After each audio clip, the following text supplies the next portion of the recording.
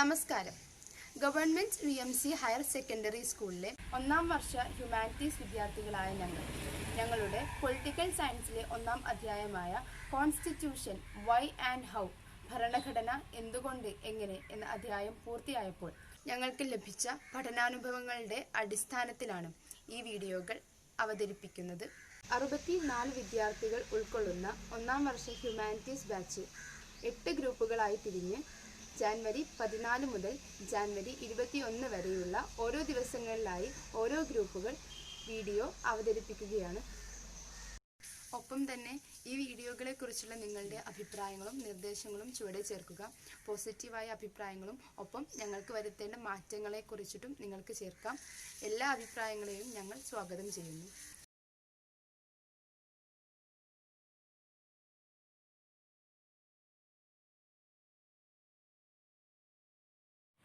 എല്ലാവർക്കും നമസ്കാരം. എൻ്റെ പേര് ആശിഷ് KS. ഞങ്ങൾ ഇന്ന് പരിചയപ്പെടുത്താൻ പോകുന്നത് പൊളിറ്റിക്കൽ സയൻസിലെ ആദ്യ പാഠമാണ്. കോൺസ്റ്റിറ്റ്യൂഷൻ വൈ ആൻഡ് ഹൗ എന്നാണ് പാഠത്തിന്റെ പേര്. Politics is a word derived from Greek word polis, mean city state. Polis എന്ന ഗ്രീക്ക് പദത്തിൽ നിന്നെടുത്തിട്ടുള്ളതാണ് politics. Constitution derived from Latin word constitute, mean establish. Constitution എന്ന പദം ലാറ്റിൻ പദമായ കോൺസ്റ്റിറ്റ്യൂവിൽ നിന്ന് എടുത്തിട്ടുള്ളതാണ്. India is a republican country. Republic mean head of the nation, elected person. രാജ്യത്തിന്റെ ഹെഡിന് എലക്ട് ചെയ്യപ്പെടുന്ന പേഴ്സൺ ആണ് republic. Indian constitution at work എന്ന പുസ്തകത്തിലെ ആദ്യത്തെ ചാപ്റ്ററായ കോൺസ്റ്റിറ്റ്യൂഷൻ വൈ ആൻഡ് ഹൗ എന്ന ചാപ്റ്ററാണ് ഇന്ന് നമ്മൾ ഡിസ്കസ് ചെയ്യാൻ പോകുന്നത്. ഈ ചാപ്റ്ററിൽ എന്താണ് കോൺസ്റ്റിറ്റ്യൂഷൻ എന്ന എക്സ്പ്ലനേഷനും what are the typology of constitution and the function of constitution, പിന്നെ ഇന്ത്യൻ കോൺസ്റ്റിറ്റ്യൂഷനെ കുറിച്ച് എങ്ങനെ രൂപീകരിക്കപ്പെട്ടു, ആര് രൂപീകരിച്ചു എന്നെല്ലാം നമ്മൾ ഡിസ്കസ് ചെയ്യുന്നുണ്ട്. അപ്പോൾ അതിന് മുന്നോടിയായി എന്താണ് പൊളിറ്റിക്സ് എന്ന് നമ്മൾ അറിഞ്ഞിരിക്കേണ്ടത്. പൊളിറ്റിക്സ് മീൻസ് രാഷ്ട്രീയം, രാഷ്ട്രം എന്നർത്ഥം. Politics is a word derived from Greek word polis which means city state. ആധുനിക പുരാതന ഗ്രീക്ക് നാടുകളായ രാഷ്ട്രങ്ങളായ ഏതൻസ്, സ്പാർത്ത എന്നീ നാടുകളിൽ നിന്ന് ഉടലെടുത്ത ഒരു വേർഡാണ് പോലീസ്. ഈ പോലീസാണ് പിന്നീട് പൊളിറ്റിക്സ് എന്ന വേർഡായി ഡിറൈവ് ചെയ്തത്. The central concept of politics is state and government. സ്റ്റേറ്റും ഗവൺമെൻറ്റുമാണ് സെൻട്രൽ കൺസെപ്റ്റ് ഓഫ് പൊളിറ്റിക്സ് എന്നറിയപ്പെടുന്നത്. Father of political science is known as Aristotle. അരിസ്റ്റോട്ടിലാണ് പൊളിറ്റിക്കൽ സയൻസിൻ്റെ പിതാവെന്ന് അറിയപ്പെടുന്നത്.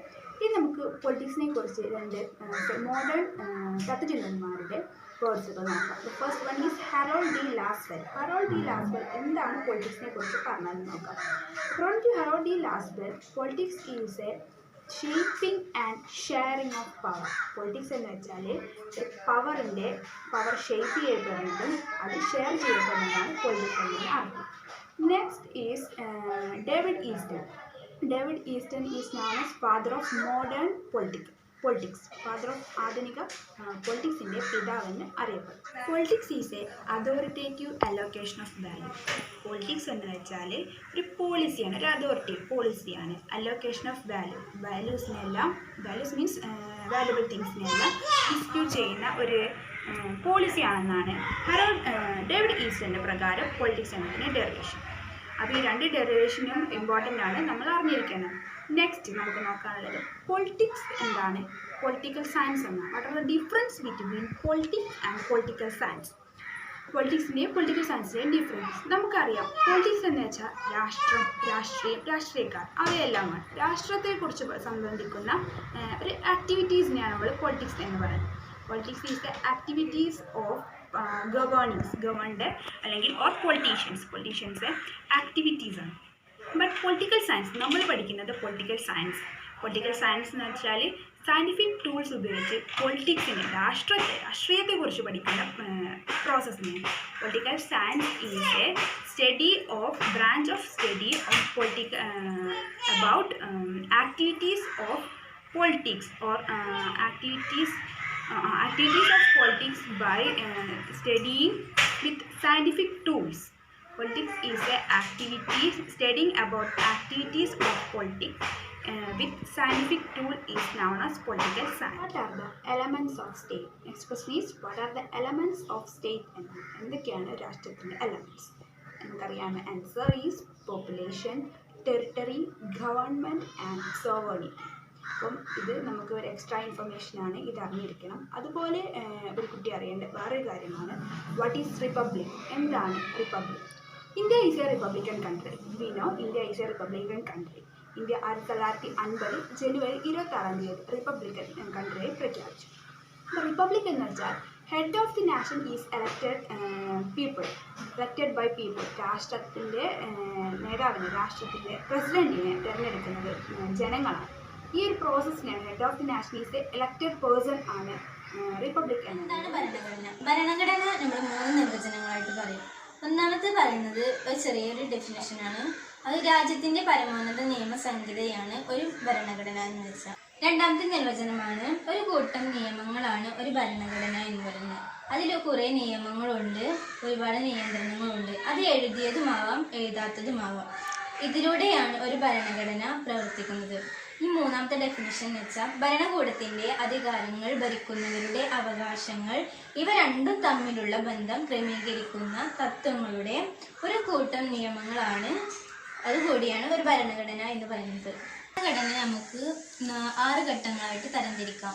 ഒന്നാമത്തെ ഘട്ടമാണ് ഭരണഘടന ക്രമാനുഗതമായതും കാൽപ്പനികമായതുമാണ്. ഇതിൽ ക്രമാനുഗതമായതിന് ഉദാഹരണമാണ് ഇന്ത്യയിലെ ഭരണഘടന.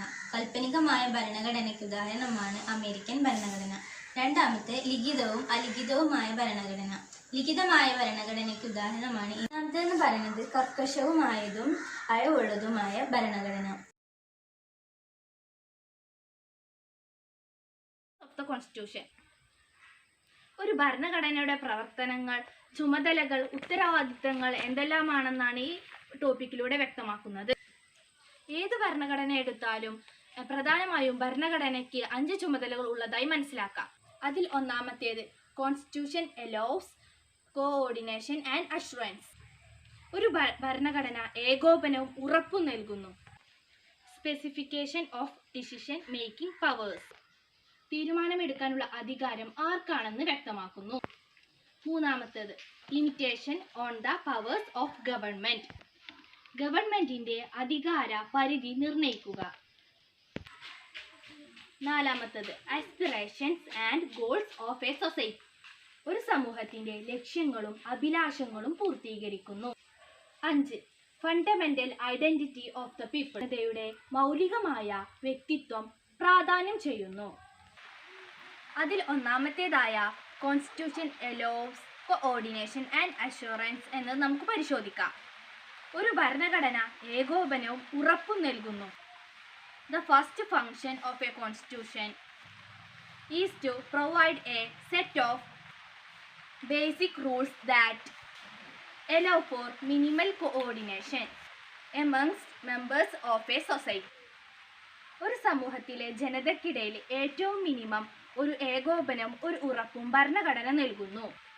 ഒരു ഭരണഘടന ഏകോപനവും ഉറപ്പും നൽകുന്നു എന്ന് പറഞ്ഞാൽ നമ്മുടെ രാജ്യമായ ഇന്ത്യ എടുക്കാം. നമ്മുടെ രാജ്യത്തിൽ വ്യത്യസ്തമായ ആചാരങ്ങൾ, മതങ്ങൾ, ദേശീയത, ഉപദേശീയത ഇവയെല്ലാം ഉള്ള രാജ്യമാണ് ഇന്ത്യ. ഈ രാജ്യത്ത് വ്യത്യസ്ത സ്വഭാവങ്ങളുള്ള കുറേ ജനങ്ങൾ താമസിക്കുന്നു. ഒരു വിശാലമായ രാജ്യത്ത് കോടിക്കണക്കിന് ജനങ്ങൾ ഒന്നിച്ച് താമസിക്കുമ്പോൾ അവരിൽ പല ജാതിയിലുള്ളവരുണ്ടാവാം, പല മതത്തിലുള്ളവരുണ്ടാവാം, പല ഭാഷകൾ സംസാരിക്കുന്നവരുണ്ടാവാം, സമ്പന്നരുണ്ടാവാം, പാവപ്പെട്ടവരുണ്ടാവാം. ആ സമൂഹത്തിൽ അവരവരുടെ വ്യത്യസ്തമായ താല്പര്യം കൊണ്ട് മുന്നോട്ടു പോകാതെ സമൂഹത്തിൻ്റെ താല്പര്യങ്ങളെ മുന്നിൽ കണ്ടുകൊണ്ട് ഒരൊറ്റ രാഷ്ട്രമായി മുന്നോട്ടു പോകുന്നതിനെയാണ് ഒരു ഭരണഘടന ഏകോപനവും ഉറപ്പും നൽകുന്നു എന്ന് പറയുന്നത്. Second is the specification of decision making powers. തീരുമാനമെടുക്കാനുള്ള അധികാരം ആർക്കാണെന്ന് വ്യക്തമാക്കുക. ഒരു സമൂഹത്തിൽ തീരുമാനം എടുക്കാനുള്ള അധികാരം ആർക്കാണെന്ന് നിർണയിച്ചു നൽകുക എന്നാണ് ഭരണഘടനയുടെ രണ്ടാമത്തെ ധർമ്മം. ഗവൺമെന്റ് എങ്ങനെ രൂപീകരിക്കണം എന്ന് തീരുമാനിക്കുന്നതും ഭരണഘടനയാണ്. The third one is limitations powers of the government. ഒരു ഭരണഘടനയുടെ മൂന്നാമത്തെ ഉത്തരവാദിത്വം എന്ന് പറയുന്നത് ഗവൺമെന്റിന്റെ അധികാരങ്ങൾക്ക് പരിധി നിർണ്ണയിക്കുക. ഒരു ഗവൺമെന്റിന് അവരുടെ പൗരന്മാരുടെ മേൽ എന്തധികാരവും പ്രയോഗിക്കാൻ കഴിയില്ല. ചില പരിമിതികളുണ്ട്. പൗരന്റെ അവകാശത്തിലേക്ക് കടന്നു കയറാൻ സാധിക്കില്ല. ഗവൺമെന്റിന്റെ അതിർത്തി ഇതുവരെയാണെന്ന് നിർണ്ണയിക്കുന്നത് ഭരണഘടനയാണ്. Fourth function aspirations of a goals of society. ഒരു സമൂഹത്തിന്റെ ലക്ഷ്യങ്ങളും അഭിലാഷങ്ങളും പൂർത്തീകരിക്കുന്നു.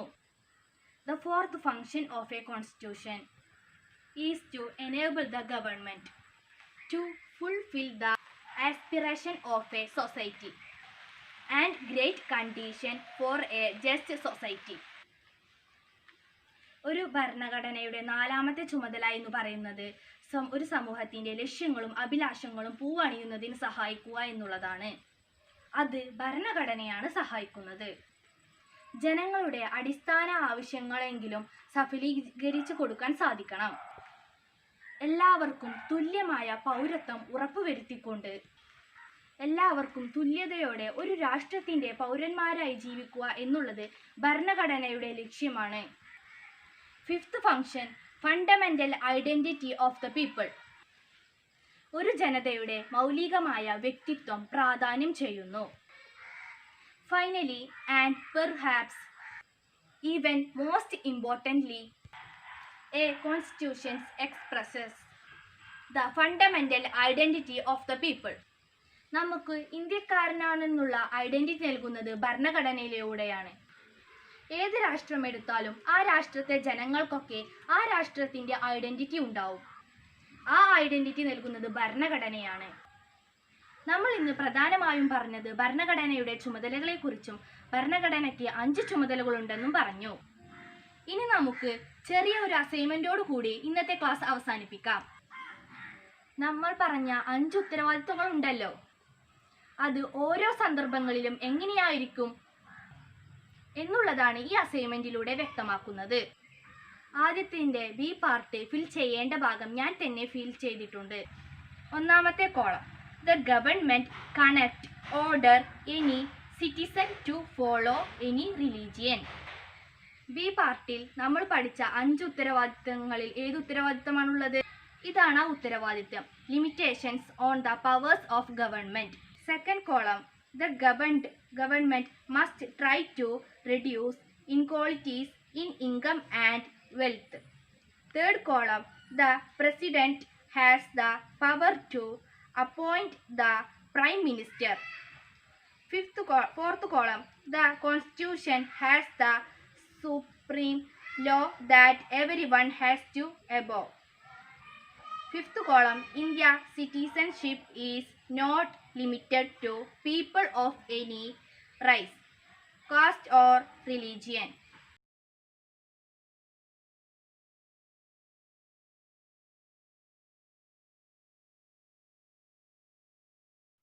We discussed what is constitution, what are the difference between politics and political science, then the function of constitution. Now we are going to discuss the authority of constitution. Constitution provides us liberty, equality, peace, etc. Now we are going to discuss on the effectiveness of constitution. The first one is mode of promulgation, and the second one is substantive provisions of constitution, and the third one is balanced institution. അപ്പോൾ ആദ്യമായി നമ്മൾ discuss ചെയ്യാൻ പോകുന്നത് mode of പ്രൊമൽഗേഷൻ, പ്രഖ്യാപന രീതി. ഈ mode of പ്രൊമൽഗേഷന് ഒരു brief explanation നമുക്ക് നൽകാൻ വേണ്ടിയിട്ട് അപ്പോൾ 3 ക്വസ്റ്റ്യൻസ് ആണുള്ളത്. First question is how constitution came into being. എങ്ങനെയാണ് ഒരു ഭരണഘടന നിലവിൽ വന്നത്? Who drafted the constitution. ആരാണ് ആ ഭരണഘടന ഉണ്ടാക്കിയത്? How much authority did they have. അവർക്ക് എത്രത്തോളം അതിന് അധികാരമുണ്ട്? ഈ 3 ക്വസ്റ്റ്യൻ്റെയും ആൻസറിലൂടെ കടന്നു പോകുമ്പോൾ മോഡ് ഓഫ് പ്രൊമൽഗേഷൻ എന്താണ് നമുക്ക് മനസ്സിലാക്കാം. The first question is how a constitution came into being. എങ്ങനെയാണ് ഒരു ഭരണഘടന നിലവിൽ വന്നത്? ലോകത്ത് ഒരുപാട് ഭരണഘടനകൾ നിലവിലുണ്ട്, പക്ഷേ ഇവയെല്ലാം ആ രാജ്യക്കാർ അംഗീകരിച്ചിട്ടില്ല. അതിന് കാരണം ആ രാജ്യത്ത് ഭരണഘടന ഉണ്ടാക്കിയത് മിലിറ്ററി ലീഡേഴ്സോ അല്ലെങ്കിൽ ഓട്ടോക്രാസിയിലൂടെയാണ്. അപ്പോൾ ബട്ട് സക്സസ്ഫുൾ ആയിട്ടുള്ള കോൺസ്റ്റിറ്റ്യൂഷന് എക്സാമ്പിളാണ് Indian constitution, American constitution, south African constitution. ഈ കോൺസ്റ്റിറ്റ്യൂഷൻ എല്ലാം നിർമ്മിച്ചത് അവിടുത്തെ പോപ്പുലർ ലീഡേഴ്സാണ്. നമുക്കറിയാം ഇന്ത്യൻ ഭരണഘടനയാണ് ലോകത്തെ ഏറ്റവും വലിയ റിട്ടൺ കോൺസ്റ്റിറ്റ്യൂഷൻ. ഈ ഇന്ത്യൻ ഭരണഘടന ജനങ്ങളെ ലീഡേഴ്സിലാൽ നിർമ്മിതമായതാണ്. അപ്പോൾ നമുക്ക് ഈ പാർട്ടിൽ ഒരു ക്വസ്റ്റ്യൻ വരുന്നുണ്ട്. ദ ക്വസ്റ്റ്യൻ ഈസ്, ഒരു സ്റ്റേറ്റ്മെൻറ്റ് തന്നിട്ടുണ്ട്, അതിനുശേഷം ആണ് ക്വസ്റ്റ്യൻ വന്നിട്ടുള്ളത്. Coordination of different factors and contribution of eminent justice are required for making A good constitution. In the light of this statement, explain the authority of Indian Constitution. Authority of Indian constitution explain ചെയ്യാനാണ് പറഞ്ഞിട്ടുള്ളത്. അപ്പോൾ the authority of constitution ആണ് നമ്മൾ discuss ചെയ്തുകൊണ്ടിരിക്കുന്നത്. The first one is mode of promulgation, then substantive provisions of constitution, then balance institutional design. അപ്പോൾ previous year question എന്നുള്ള question ആണ്. അപ്പോൾ ഇങ്ങനെയാണ് ക്വസ്റ്റ്യൻ ആയിട്ട് നമുക്ക് എക്സാമിന് വരുന്നത്. Many constitutions in the world are subjected to referendum. ഒരുപാട് കോൺസ്റ്റിറ്റ്യൂഷൻ ജനഹിത പരിശോധനയ്ക്ക് വിധേയമാക്കപ്പെട്ടിട്ടുണ്ട്. ഇന്ത്യൻ കോൺസ്റ്റിറ്റ്യൂഷൻ ഒരു ജനഹിത പരിശോധനയ്ക്ക് വിധേയമാക്കപ്പെടാതെ തന്നെ ഇന്ത്യയിലെ എല്ലാ ജനങ്ങളാലും അംഗീകരിക്കപ്പെട്ട ഒരു ഭരണഘടനയാണ്. നമ്മുടെ first question, how a constitution being into effect എന്നുള്ള ആൻസറായി. ഇനി the second question, who drafted the constitution. Indian ഭരണഘടന ഉണ്ടാക്കിയത് the members of constituent assembly. Indian ഭരണഘടന നിർമ്മാണ സമിതിയുടെ അംഗങ്ങളാണ് ഇന്ത്യൻ കോൺസ്റ്റിറ്റ്യൂഷൻ ഉണ്ടാക്കിയത്. The demand for the formation of Constituent Assembly was first initiated by M.N. Roy in 1927. 1927 M.N. Roy ആണ് ആദ്യമായിട്ട് ഒരു കോൺസ്റ്റിറ്റ്യൂവന്റ് അസംബ്ലി ഇന്ത്യക്ക് വേണമെന്ന് പറഞ്ഞത്. അതിനുശേഷം Indian national Congress 1935 the demand of International Congress were accepted by British government in Lilith Ghose August offers-ലൂടെ Indian national കോൺഗ്രസിന്റെ ഒരു ക്യാബിനറ്റ് മിഷൻ ഫോം ചെയ്യണമെന്നുള്ള അക്സെപ്റ്റ് ചെയ്തു. പക്ഷേ ഇത് അപ്രൂവ് ചെയ്യപ്പെടുന്നത് 1942 ക്രിപ്സ് പ്ലാനിലൂടെയാണ് അത് അക്സെപ്റ്റ് ചെയ്യപ്പെട്ടത് after the second world war. But ഇന്ത്യക്ക് ഒരു കോൺസ്റ്റിറ്റ്യൂഷൻ അസംബ്ലി ഫോം ചെയ്യുന്നത് 1946 മെയ് 16 1946 മെയ് 16 ക്യാബിനറ്റ് മിഷന്റെ സജഷനോടുകൂടി ഇന്ത്യക്ക് ഒരു കോൺസ്റ്റിറ്റ്യൂവന്റ് അസംബ്ലി ഫോം ചെയ്തു. കോൺസ്റ്റിറ്റ്യൂവന്റ് അസംബ്ലിന്റെ ഫസ്റ്റ് മീറ്റിംഗ് നടന്നത് 9th December 1946. കഴിഞ്ഞ ക്ലാസ്സിൽ നമ്മൾ മോഡ്സ് ഓഫ് പ്രൊമൾഗേഷൻ പറയാൻ എടുത്തത്. ഇനി നമ്മൾ സബ്സ്റ്റാൻറ്റീവ് പ്രൊവിഷൻസ് ഓഫ് കോൺസ്റ്റിറ്റ്യൂഷനും അതുപോലെ തന്നെ ബാലൻസ്ഡ് ഇൻസ്റ്റിറ്റ്യൂഷൻ ഡിസൈനുമാണ് എടുക്കാൻ പോകുന്നത്. അപ്പോൾ ആദ്യം നമുക്ക് സബ്സ്റ്റാൻറ്റീവ് പ്രൊവിഷൻസ് ഓഫ് കോൺസ്റ്റിറ്റ്യൂഷനിലേക്ക് കടക്കാം. ഒരു കോൺസ്റ്റിറ്റ്യൂഷൻ്റെ പ്രൊവിഷൻസ് അഥവാ വ്യവസ്ഥകൾ എല്ലാവർക്കും സ്വീകാര്യമായിരിക്കണം. ജാതി മത ഭേദമന്യേ ആയിരിക്കണം അതിൻ്റെ പ്രവർത്തനങ്ങൾ.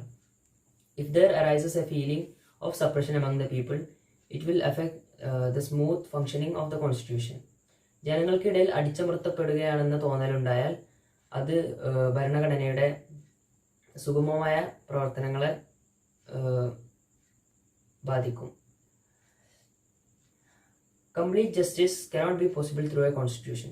ജനങ്ങൾക്ക് തുല്യനീതി നൽകാൻ ഒരിക്കലും ഒരു കോൺസ്റ്റിറ്റ്യൂഷന് സാധിക്കില്ല. It can only provide some basic norms related to the people. ജനങ്ങളുമായി ബന്ധപ്പെട്ട് ചില അടിസ്ഥാന മാനദണ്ഡങ്ങൾ മാത്രമേ ഇതിന് നൽകാൻ കഴിയുകയുള്ളൂ. The content of the provision of the constitution should keep liberty and equality. ഭരണഘടനയിലെ വ്യവസ്ഥയിലെ ഉള്ളടക്കം സ്വാതന്ത്ര്യവും സമത്വവും നിലനിർത്തണം. ലിബർട്ടിയും ഇക്വാലിറ്റിയും മെയിൻറ്റെയിൻ ചെയ്യാൻ കഴിയുമെങ്കിൽ മാത്രമേ ഭരണഘടന നിലനിന്നു പോവുകയുള്ളൂ. ഇതോടുകൂടി നമ്മൾ സബ്സ്റ്റാൻറ്റീവ് പ്രൊവിഷൻസ് ഓഫ് കോൺസ്റ്റിറ്റ്യൂഷൻ തീർത്തു. ഇനി അടുത്തത് ബാലൻസ്ഡ് ഇൻസ്റ്റിറ്റ്യൂഷൻ ഡിസൈനിനെ പറ്റിയാണ്. ഒരു കോൺസ്റ്റിറ്റ്യൂഷൻ സക്സസ് ആണോ അതോ ഫെയിലിയർ ആണോ എന്നുള്ളത് നമ്മൾ ഇൻസ്റ്റിറ്റ്യൂഷൻ ഡിസൈനെ ആശ്രയിച്ചാണ് ഇരിക്കുന്നത്. The power doesn't carry in A single institution, it should be divided in different institutions. അധികാരം മുഴുവൻ ഒരു സ്ഥാപനത്തെ ഏൽപ്പിക്കുകയല്ല ചെയ്തത്, പല സ്ഥാപനങ്ങൾക്ക് വിഭജിച്ച് നൽകിയിരിക്കുകയാണ്. അതുകൊണ്ട് തന്നെ ഒരു ഏജൻസി അവരുടെ അധികാരം മിസ്യൂസ് ചെയ്യുന്നില്ല എന്നുള്ളത് നമുക്ക് ഉറപ്പാക്കാം. രാജ്യത്തിന്റെ ഭരണഘടന തയ്യാറാക്കാനായി ജനങ്ങൾക്ക് വിശ്വസ്തതയുള്ള അംഗങ്ങൾ അടങ്ങുന്ന ഭരണഘടനാ നിർമ്മാണ സമിതി രൂപീകരിച്ചു. ഈ സമിതിയിലെ പ്രവർത്തനങ്ങളാണ് പ്രിൻസിപ്പിൾ ഓഫ് ഡെലിബറേഷൻ അല്ലെങ്കിൽ പര്യാലോചന തത്വം. ഈ സമിതിയിലെ അംഗങ്ങൾ ഈ ചർച്ചകളിൽ പങ്കാളികളാവേണ്ടത് അവരുടെ സ്വന്തം വ്യക്തിത്വത്തെ അല്ലെങ്കിൽ സമുദായത്തിന്റെ പേരിൽ മാത്രം താല്പര്യം കാണിച്ചുകൊണ്ടാകരുത്. മറിച്ച് ഇതിലെ ഓരോ ചർച്ചകളിലെയും പങ്കെടുക്കേണ്ടത് അവരുടെ രാജ്യത്തിന്റെ തന്നെ മുഴുവൻ താല്പര്യങ്ങളും മനസ്സിൽ കണ്ടുകൊണ്ടായിരിക്കണം. ഇത്തരത്തിൽ ഈ സമിതിയിൽ ഒരുപാട് അഭിപ്രായ വ്യത്യാസങ്ങൾ നിലനിന്നിരുന്നു. അതിൽ ചിലത് സ്വന്തം വ്യക്തിത്വത്തിന്റെ പേരിലായിരുന്നെങ്കിലും കേന്ദ്രീകൃത സർക്കാരാണോ അല്ലെങ്കിൽ വികേന്ദ്രീകൃത സർക്കാരാണോ ഇന്ത്യ സ്വീകരിക്കേണ്ടത്, കേന്ദ്രവും സംസ്ഥാനങ്ങളും തമ്മിലുള്ള ബന്ധം എങ്ങനെയായിരിക്കണം, ജുഡീഷ്യറിയുടെ അധികാരങ്ങൾ എന്തെല്ലാം ആയിരിക്കണം, അതുപോലെ തന്നെ ഭരണഘടനാ സ്വത്തവകാശങ്ങൾ സംരക്ഷിക്കേണ്ടതുണ്ടോ, ഇത്തരത്തിലുള്ള ന്യായമുള്ള ചോദ്യങ്ങളും ഉയർന്നിരുന്നു. യാതൊരുവിധ സംവാദവും കൂടാതെ ഭരണഘടനാ നിർമ്മാണ സമിതി പാസാക്കിയ ഇന്ത്യൻ ഭരണഘടനയിലെ ഒരേ ഒരു വകുപ്പാണ് സാർവത്രിക പ്രായപൂർത്തി വോട്ടവകാശം. മതം, ജാതി, ലിംഗം, വരുമാനം, വിദ്യാഭ്യാസം എന്നിവയൊന്നും പരിഗണിക്കാതെ നിശ്ചിത പ്രായപരിധി എത്തിയ എല്ലാ പൗരന്മാർക്കും വോട്ടവകാശം എന്നതിൽ യാതൊരുവിധ തർക്കവും ഇല്ലായിരുന്നു. എന്നാൽ മറ്റു എല്ലാ വകുപ്പുകളിലും അഭിപ്രായ വ്യത്യാസങ്ങൾ ഉണ്ടായിരുന്നു. 1946 ഡിസംബർ 6-നാണ് ഭരണഘടനാ നിർമ്മാണ സമിതി നിലവിൽ വന്നത്. ഇതിന്റെ ഫസ്റ്റ് മീറ്റിംഗ് നടന്നത് 1946 ഡിസംബർ 9-നായിരുന്നു. 1947 ഇന്ത്യ പാകിസ്ഥാൻ വിഭജനത്തിന് ശേഷം ഈ സമിതിയിലെ അംഗങ്ങൾ 299 കുറഞ്ഞു. 1949 നവംബർ 26-ന് ഭരണഘടനാ നിർമ്മാണം പൂർത്തിയായി.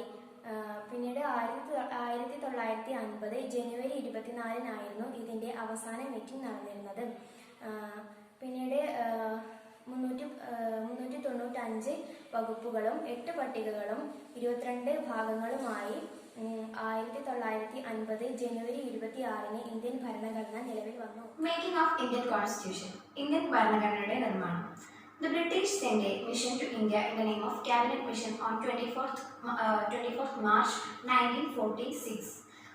One of the main aim of this mission was to prepare a constitution for India. ഇന്ത്യക്ക് ഒരു ഭരണഘടന നിർമ്മിക്കുക എന്നുള്ള ലക്ഷ്യത്തോടെ 1946 മാർച്ച് 24-നാണ് ക്യാബിനറ്റ് മിഷൻ ഇന്ത്യയിലെത്തിയത്. ഇന്ത്യക്ക് ഒരു ഭരണഘടന വേണമെന്നുള്ള ആശയം ആദ്യമായി മുന്നോട്ട് വെച്ചത് ഇന്ത്യക്കാരനായ M.N. റോയിയാണ്. This mission include 3 members. ഈ ക്യാബിനറ്റ് മിഷൻ 3 അംഗങ്ങളെ ഉൾക്കൊള്ളുന്നതാണ്. With the recommendation of this mission, formed a Constituent Assembly on 6th December 1946. 1946 December 6-ന് ഈ മിഷന്റെ നിർദ്ദേശപ്രകാരം ഭരണഘടനാ നിർമ്മാണ സഭ രൂപീകൃതമായി. The Constituent Assembly elected Sachidananda Sinha as temporary president. Later, Dr. Rajendra Prasad elected as the permanent president. ഈ നിയമനിർമ്മാണ സഭയുടെ താൽക്കാലിക അധ്യക്ഷനായിട്ട് സച്ചിദാനന്ദ സിൻഹയായിരുന്നു നിയമിച്ചത്. പിന്നീട് ഡോക്ടർ രാജേന്ദ്ര പ്രസാദ് സ്ഥിരം അധ്യക്ഷനായി. 389 അംഗങ്ങളാണ് ആദ്യം ഈ ഭരണഘടനാ നിർമ്മാണ സഭയിൽ ഉണ്ടായിരുന്നത്. പിന്നീട് പാകിസ്ഥാൻ പ്രദേശത്തുള്ള മെമ്പേഴ്സ് ഒക്കെ പിരിഞ്ഞു പോയപ്പോൾ 299 ആയി. Constituent Assembly consists of 8 committees. The most important committee among them were Drafting Committee. Constituent അസംബ്ലിയിലെ 8 കമ്മിറ്റീസ് ആയിരുന്നു ഉണ്ടായിരുന്നത്. അതിൽ ഏറ്റവും പ്രധാനപ്പെട്ടതാണ് ഡ്രാഫ്റ്റിംഗ് കമ്മിറ്റി. 7 മെമ്പേഴ്സ് 7 അംഗങ്ങളായിരുന്നു ഡ്രാഫ്റ്റിംഗ് കമ്മിറ്റിയിൽ ഉണ്ടായിരുന്നത്. ഇതിന്റെ ചെയർമാൻ ആണ് doctor B.R. Ambedkar. He is known as the architecture of Indian constitution. Doctor B.R. അംബേദ്കറിനെയാണ് ഇന്ത്യൻ ഭരണഘടനയുടെ ശില്പി എന്നറിയപ്പെട്ടിരുന്നത്. The constitution began on 9th December 1946 to 26 November 1949 is ended. 1946 December 9-ന് നിയമനിർമ്മാണ പ്രക്രിയ ഉണ്ടാക്കാൻ തുടങ്ങിയിട്ട് 1949 നവംബർ 26-നാണ് അവസാനിച്ചത്. ഇത് നിലവിൽ വന്നത് 1950 ജനുവരി 26-നാണ്. The constitution take time to prepare about 2 years 11 months and 18 days. 2 വർഷവും 11 മാസവും 18 ദിവസവും ഇതുണ്ടാക്കാൻ സമയമെടുത്തു. There are 2 factors which gives authorities to Constituent Assembly. Their principles of deliberation and procedure. The members of Constituent Assembly discussed in every subject and finally as per the provision of the government. ഈ constituent അസംബ്ലിയിലുള്ള members എല്ലാ കാര്യവും discuss ചെയ്യുകയും അവസാനമായിട്ട് ഈ ഭരണഘടനാ വ്യവസ്ഥയോട് ചോദിക്കുകയും ചെയ്യും. They give more importance to the national interest then importance കൊടുത്തിരുന്നത് പിന്നീട് കമ്മ്യൂണിറ്റി താല്പര്യത്തിന്. Institutional arrangement. The powers of Indian government are rightly distributed among the three organs of government: executive, legislature and judiciary. Indian ഗവൺമെന്റിന്റെ അധികാരം ഗവൺമെന്റിന്റെ മൂന്ന് അവയവങ്ങളായിട്ട് തരംതിരിച്ചിട്ടുണ്ട്. Distribute ചെയ്തിട്ടുണ്ട്: executive, legislature and judiciary. Next is procedure. The Constituent Assembly consists of 8 committees. Each committee studied about each subject. Most among them is drafting committee. നമ്മൾ നേരത്തെ പറഞ്ഞത് തന്നെയാണ്. Constituent അസംബ്ലിയിൽ 8 കമ്മിറ്റീസ് ആണ് ഉള്ളത്. അതിൽ ഏറ്റവും ഇമ്പോർട്ടൻ്റ് ആയിട്ടുള്ളതാണ് ഡ്രാഫ്റ്റിംഗ് കമ്മിറ്റി. ഇതിൻ്റെ ചെയർമാനാണ് doctor B.R. Ambedkar. Drafting committee appoint ചെയ്തത് 1947 ഒബ്ജക്റ്റീവ് റെസൊല്യൂഷൻ, വസ്തുനിഷ്ഠമായ വെടിവ്, അതാണ് അടുത്തത്. Objective resolution was introduced by Jawaharlal Nehru in 1946 December. 1946 ഡിസംബറിന് ജവഹർലാൽ നെഹ്റുവാണ് ഈ ഒബ്ജക്റ്റീവ് റെസൊല്യൂഷൻ അവതരിപ്പിച്ചത്. ഇനി major contents of this objective resolution. India is a sovereign democratic republic. India ഒരു പരമാധികാര ജനാധിപത്യ റിപ്പബ്ലിക്കാണ്. പിന്നെ പോപ്പുലർ സോവറിനിറ്റി, ജനാധിപത്യ പരമാധികാരം. The Indian Constitution ensure the socio-economic justice for all. സാമൂഹിക സാമ്പത്തിക നീതി ഇന്ത്യൻ കോൺസ്റ്റിറ്റ്യൂഷൻ എല്ലാവർക്കും ഉറപ്പുവരുത്തുന്നുണ്ട്. To ensure the protection for minorities and other backward classes. പിന്നോക്ക വിഭാഗത്തിലുള്ള മറ്റുള്ള പിന്നോക്ക വിഭാഗത്തിലുള്ള ആൾക്കാർക്കും ന്യൂനപക്ഷക്കാർക്കും സംരക്ഷണം ഉറപ്പുവരുത്തുന്നുണ്ട്. പിന്നെ to maintain unity of our nation and to ensure the world peace and welfare. നമ്മുടെ ദേശീയ ഒത്തൊരുമ നിലനിർത്താനും പിന്നെ ലോക സമാധാനം നിലനിർത്താനും. ഇതൊക്കെയാണ് ഒബ്ജക്റ്റീവ് റെസൊല്യൂഷന്റെ മേജർ കണ്ടന്റ്സ്. ഇനി ഇന്ത്യ പല പല രാജ്യത്തിനായിട്ട് കടമെടുത്തിട്ടുള്ള പല ഐഡിയാസാണ് പറയുന്നത്. ബ്രിട്ടീഷ് കോൺസ്റ്റിറ്റ്യൂഷന് first past and post system, ആദ്യകാല തപാൽ സംവിധാനം. പാർലമെന്ററി സിസ്റ്റം, പാർലമെന്ററി സംവിധാനം. റൂൾ ഓഫ് ലോ, നിയമവാഴ്ച. റോൾ ഓഫ് സ്പീക്കർ, സ്പീക്കറുടെ പങ്ക്. ലോ മേക്കിംഗ് പ്രൊസീജിയർ, നിയമനിർമ്മാണ നടപടിക്രമം. സിറ്റിസൺഷിപ്പ്, പൗരത്വം. ഇനി അമേരിക്കൻ കോൺസ്റ്റിറ്റ്യൂഷന് ഫണ്ടമെന്റൽ റൈറ്റ്സ്, മൗലിക അവകാശങ്ങൾ. ജുഡീഷ്യൽ റിവ്യൂ, നിയമപരമായ അവലോകനം. പ്രിയാമ്പിൾ, ആമുഖം. പിന്നെ കാനഡിയൻ കോൺസ്റ്റിറ്റ്യൂഷന് federal system with a strong central government, കേന്ദ്ര സർക്കാരിന്റെ ഉറപ്പോട് കൂടിയ ഫെഡറൽ സിസ്റ്റം. റെസിഡ്വറി പവേഴ്സ്, ശേഷിക്കുന്ന അധികാരം. ഫ്രഞ്ച് കോൺസ്റ്റിറ്റ്യൂഷന് ലിബർട്ടി, ഇക്വാലിറ്റി, ഫ്രെറ്റേണിറ്റി, സ്വാതന്ത്ര്യം, സമത്വം, സാഹോദര്യം. കാനഡിയൻ കോൺസ്റ്റിറ്റ്യൂഷന് federal system with a strong central government, കേന്ദ്ര സർക്കാരിന്റെ ഉറപ്പോട് കൂടിയ ഫെഡറൽ സിസ്റ്റം. റെസിഡ്വറി പവേഴ്സ്, ശേഷിക്കുന്ന അധികാരം. ഫ്രഞ്ച് കോൺസ്റ്റിറ്റ്യൂഷന് ലിബർട്ടി, ഇക്വാലിറ്റി, ഫ്രെറ്റേണിറ്റി, സ്വാതന്ത്ര്യം, സമത്വം, സാഹോദര്യം എന്നുള്ള 3 ഐഡിയാസ്. പിന്നെ റിപ്പബ്ലിക്, ജനാധിപത്യം. ഇനി ഐറിഷ് കോൺസ്റ്റിറ്റ്യൂഷനിൽ നിന്നും directive principles of state policy, സംസ്ഥാന നയത്തിന്റെ നിർദ്ദേശ തത്വങ്ങൾ. എലക്റ്റഡ് ഹെഡ് ഓഫ് സ്റ്റേറ്റ്, തിരഞ്ഞെടുക്കപ്പെട്ട രാഷ്ട്രീയ തലവൻ. ഓസ്ട്രേലിയൻ കോൺസ്റ്റിറ്റ്യൂഷനിൽ നിന്നും കൺകറന്റ് ലിസ്റ്റ്. റഷ്യൻ കോൺസ്റ്റിറ്റ്യൂഷനിൽ നിന്നും ഫണ്ടമെന്റൽ ഡ്യൂട്ടീസ്, മൗലിക കർത്തവ്യങ്ങൾ. സൗത്ത് ആഫ്രിക്കൻ കോൺസ്റ്റിറ്റ്യൂഷനിൽ നിന്നും കോൺസ്റ്റിറ്റ്യൂഷണൽ അമെൻമെന്റ്, ഭരണഘടനാ ഭേദഗതി. ജർമ്മൻ കോൺസ്റ്റിറ്റ്യൂഷനിൽ നിന്നും എമർജൻസി, അടിയന്തരാവസ്ഥ. ഇത്രയാണ് ഇന്ത്യ മറ്റു രാജ്യങ്ങളിൽ നിന്നും കടമെടുത്തിട്ടുള്ള ഐഡിയാസ്. ഇനി ഈ chapter making of Indian constitution എന്നുള്ള പാർട്ടിന് വരാവുന്ന 1 വേർഡ് ക്വസ്റ്റ്യൻസ് ആണ് പറയുന്നത്. First question, who was elected as temporary president of constituent assembly. Constituent അസംബ്ലിയുടെ താൽക്കാലിക അധ്യക്ഷനായി നിയമിച്ചത് ആരെയാണ്? Sachchidananda Sinha. Who was elected as the permanent president of Constitution Assembly? Dr. Rajendra Prasad. Who is the chairman of drafting committee? Dr. B.R. Ambedkar. Who is known as the architect of Indian Constitution? അതും Dr. B.R. Ambedkar ആണ് Indian ഭരണഘടനയുടെ ശില്പി. When this drafting committee was appointed? In 1947. When was the Indian Constitution came to existence? 26 November 1950. From which constitution the preamble of India from India borrowed? Preamble അതായത് ആമുഖം ഏത് ഭരണഘടനയിൽ നിന്നാണ് കടമെടുത്തിട്ടുള്ളത്? From American constitution. ഇനി citizenship ഏത് രാജ്യത്തിൽ നിന്നാണ് കടമെടുത്തിട്ടുള്ളത്? പൗരത്വം. From British constitution.